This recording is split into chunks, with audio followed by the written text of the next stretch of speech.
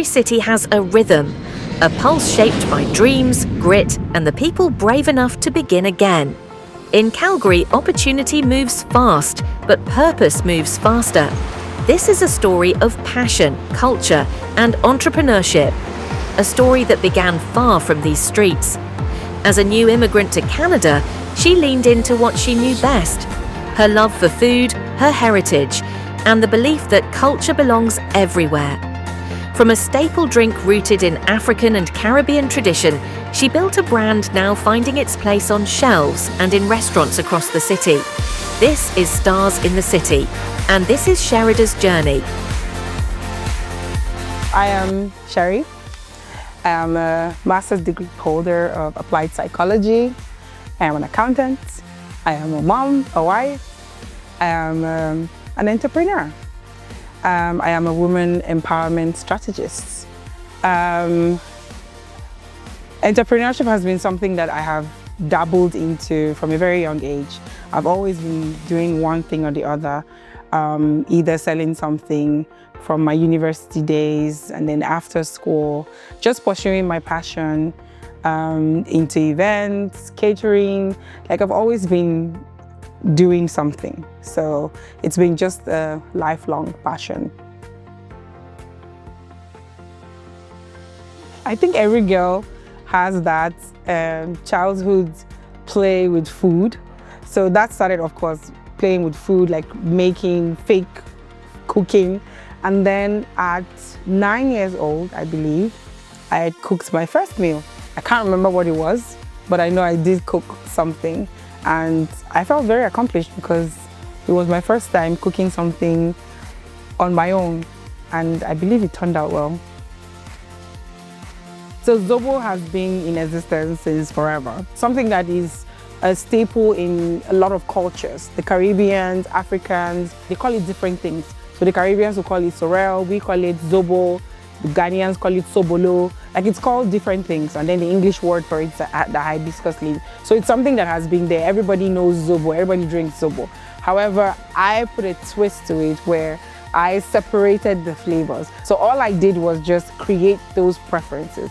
So you're not stuck drinking one drink that has everything, but you can actually say, oh, I like ginger more, and then you take a specific flavor. So the corporate life has its own challenges. However, I would say entrepreneurship is a different ball game, especially in Canada, because in Canada, it's a new terrain for me. You know, just relocating from the Middle East, coming in here, getting to understand the culture, the people, and then the market, the rules and the regulations. Like, there's a lot that you have to, you know, get in touch with.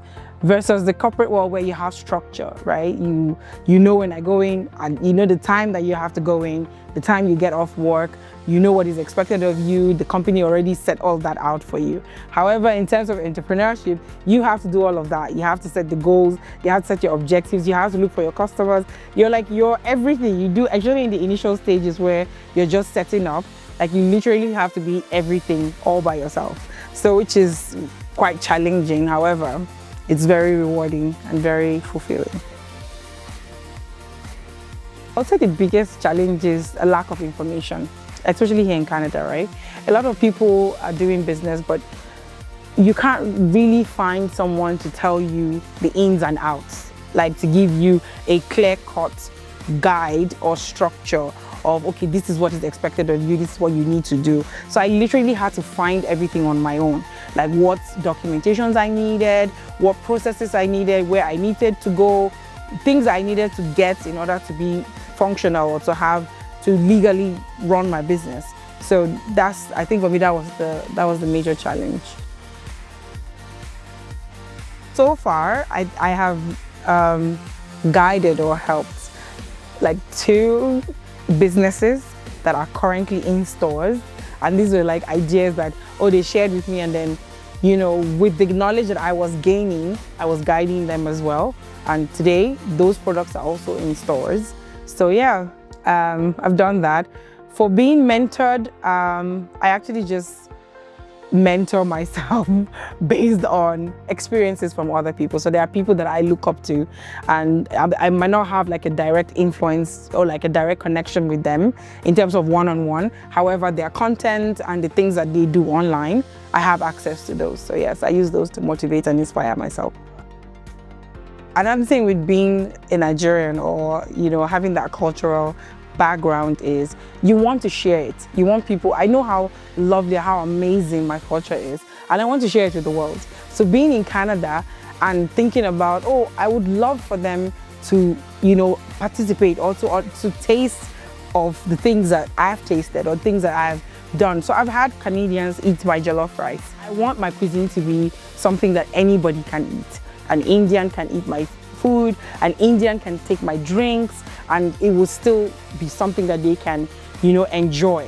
But at the same time, still like get to experience my culture.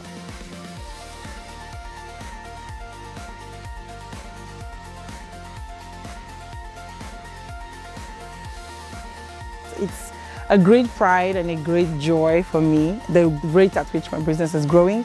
I'm very, very excited. So far, we have 5 stores in Calgary and 1 store in Adri, making a total of 6 stores. 3 of them are African stores, and 3 of them are No Frills branches. So there's one in Andrew's No Frills in Northeast, John and Irish's No Frills in Carrington Northwest, and then Rob's No Frills in Adri.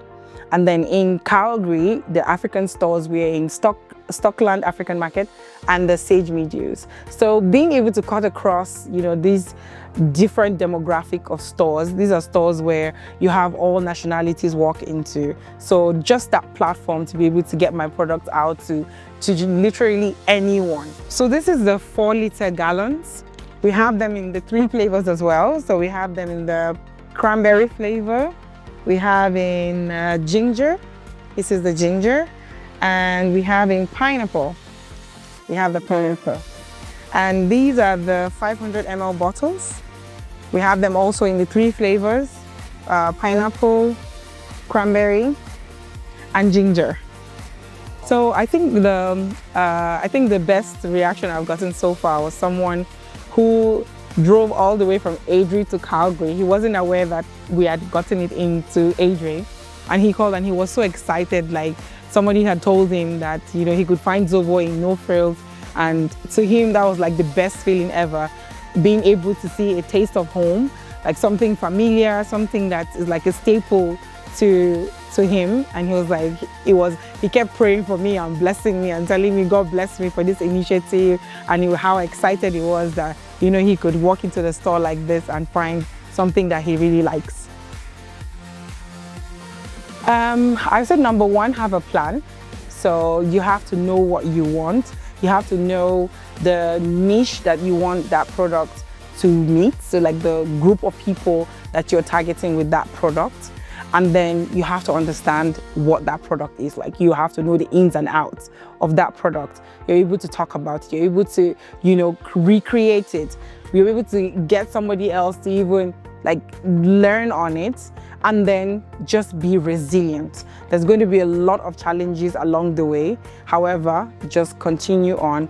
As long as you're going with that plan and that vision and that dream in your heart, keep going at it, keep working at it. It will eventually work out.